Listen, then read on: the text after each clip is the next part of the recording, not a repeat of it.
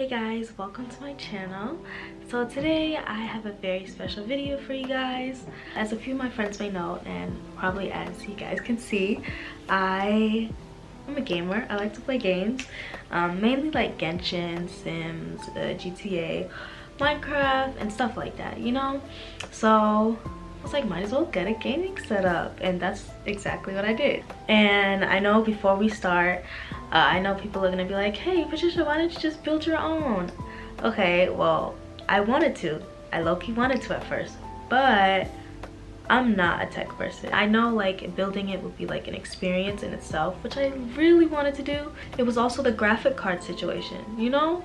Like they're out of stock and then you have to buy like what, resell for like 800. I'm not doing that. So I was like, what, might as well just get it pre-built. So this is my old case that I got from RGB Custom. Super cute, pink.